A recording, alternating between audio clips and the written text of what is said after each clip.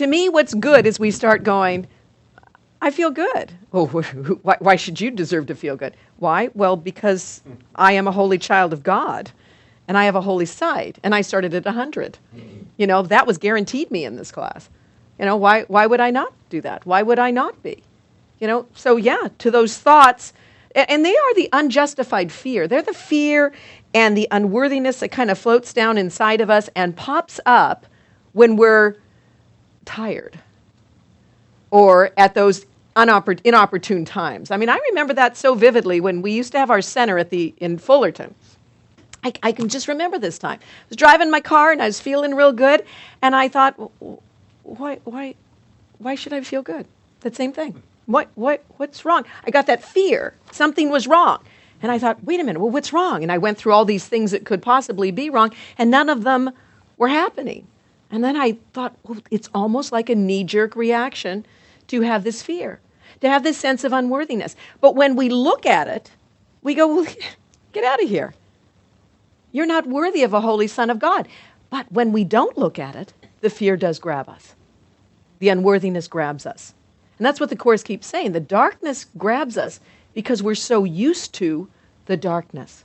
We're used to dwelling in unworth. We're used to dwelling in unhappiness. So when it faces us, we need to look at it. And you know, one day you may look at it and you go, well, it's because of this.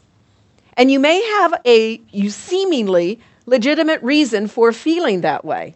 But what this is saying is, it is still not legitimate because you are God's holy child. And do you not believe that God is more powerful than this seemingly legitimate reason you have to accept 50% of yourself instead of 100% of yourself? Do you not believe that God is greater than that seeming legitimate belief? And has it not in the past passed away for happiness to come back in? Have you not had all these experiences of joy and happiness when you face these challenges? See, to me, when you begin to look at this and realize that God is greater than any illusion you can make, then you realize that nothing can obscure the holy sight of Christ. Nothing you've made, and nothing anybody else has made. Those important people, those people who run countries, those people who have been written about in history, you know, none of those people, none of those thoughts can distort the reality of you. And that's what this is saying. It says, only if you choose to have it be so. I can obscure my holy sight only if I intrude my world upon it. Now can I behold the holy sights Christ looks upon, unless it is his vision that I use. So I have to use his vision. I need his help, because I do get distorted. And then it has a very important line here. The third line there in that paragraph, that first paragraph, perception is a mirror, not a fact. So the perception that I have comes directly from how I feel about myself today. If I feel I am worthy of this, 100% I get it.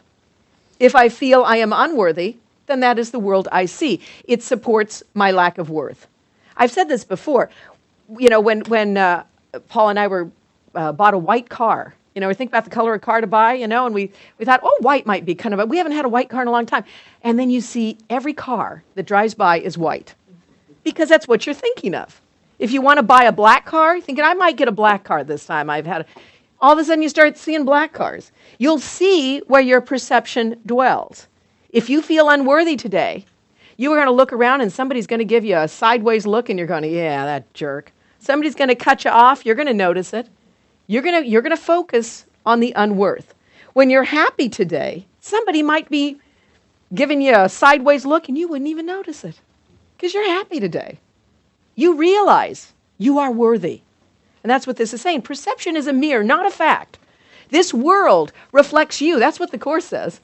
This world isn't happening at you. It's happening because of you.